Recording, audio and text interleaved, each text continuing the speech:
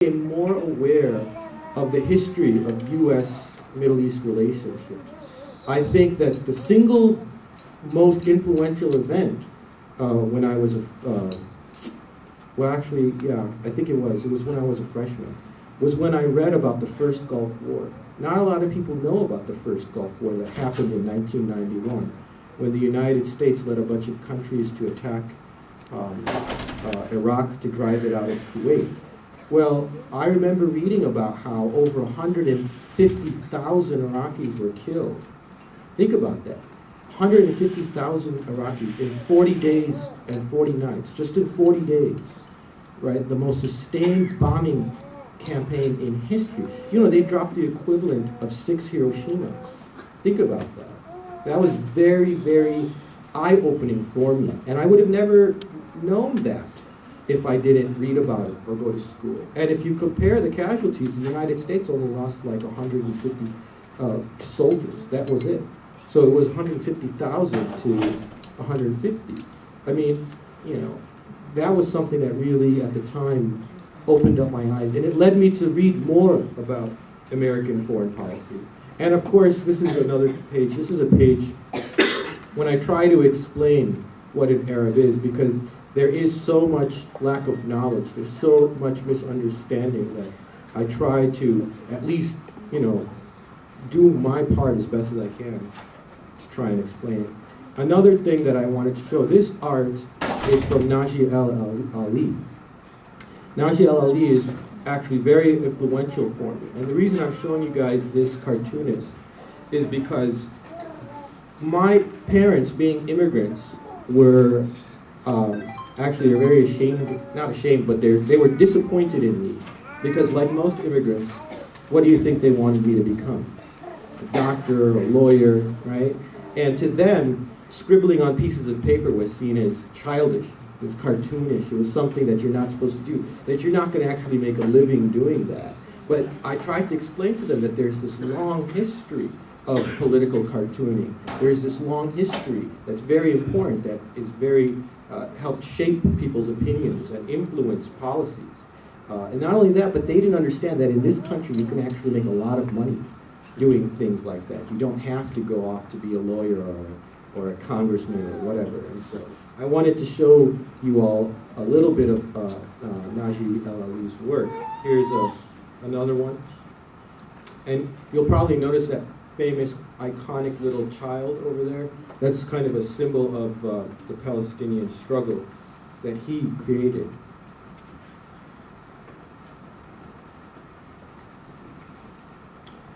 And again, going back to my experiences in college, you know, I tried to understand the world more, and I tried to find answers, okay? And what I did was I turned towards politics. I became more politically active. I tried to, you know, become a radical. I was inspired by all of these politics. I mean, you know, when you're young, and obviously I was young, I was very overzealous. You know, I jumped very quickly into this world without really thinking it through.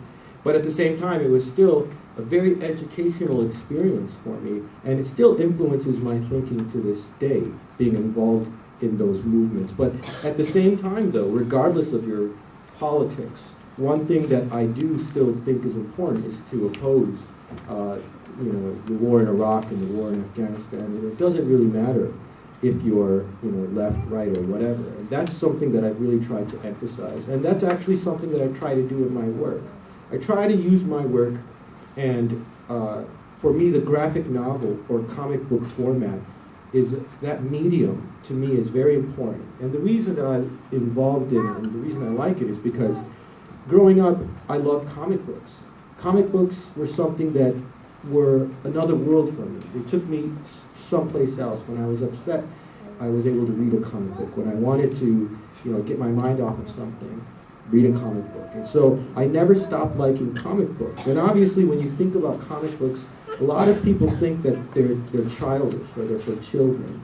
In fact, I couldn't tell you how many times somebody told me that about my book, that they picked it up somewhere and they thought it was for children. They thought it was something that wasn't for adults, and it wasn't until they actually started to read it and that they started to understand that, yes, this is a legitimate medium.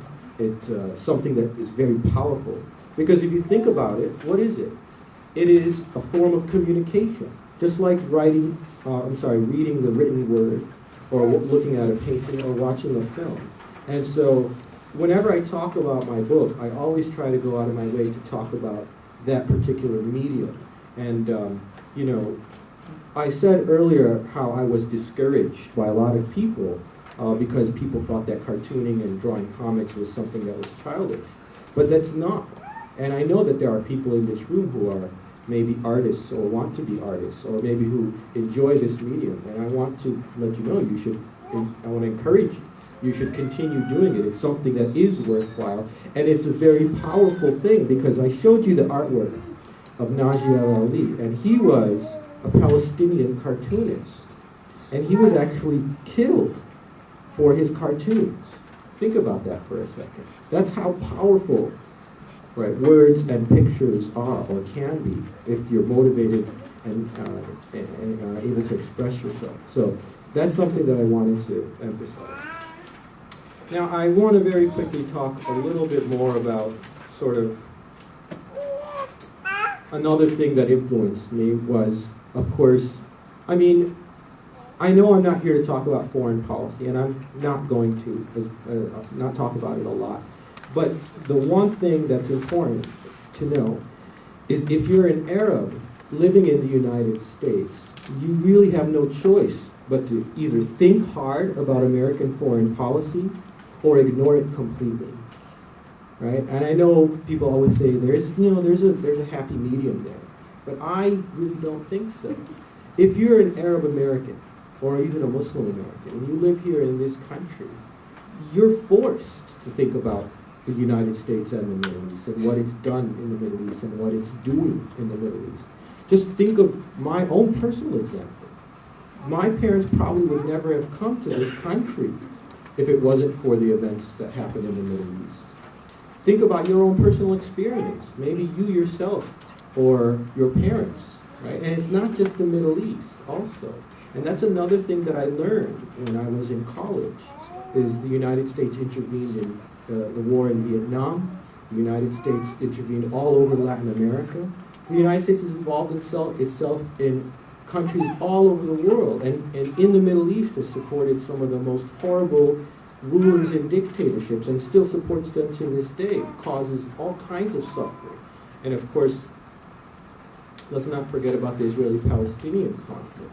And so there's all of these things that really helped open my mind when I was in college. And that's what I try to do, and what I'm trying to do right now, and what I'm going to hopefully continue to do, is use my whatever abilities or talents or whatever it is that I have to continue to shed light on this history and promote knowledge, and hopefully that will be something that more and more people will learn about. And that's one of the reasons why I use the graphic novel as a format, because not a lot of people are going to pick up a textbook about the Middle East and read about it, right? Not everybody's going to pick one up, by a professor or an academic. But people are more likely, and I'm talking about ordinary people, are more likely to pick up a comic book, or they're more likely to pick up a graphic novel. And that's been my experience. I get letters and emails from people all the time who say, I didn't know about any of this stuff until I picked up your book. I also get letters and emails from people who are Arab or Middle Eastern or Muslim, and they say, your experience mirrors mine so closely, right? And I'm glad you put it out there, okay? And that's something that's very gratifying for me, and hopefully for those of you guys who haven't had a chance to read it, I would love for you to read it and give me your opinion. And here, this is the page when I sort of become a radical Che Guevara wannabe. So it lasted for a couple of years. Now, finally, I try to end the book on a positive note. I talked about being ashamed and embarrassed and having the struggle. It was in Bridgeview where I came up with the idea to do the book in the first place. And it was in the weeks after 9/11, weeks or months, I don't remember. And I went to the Bridgeview Mosque, and they were having an event there where they invited everyone, whoever wants to come. And I remember a woman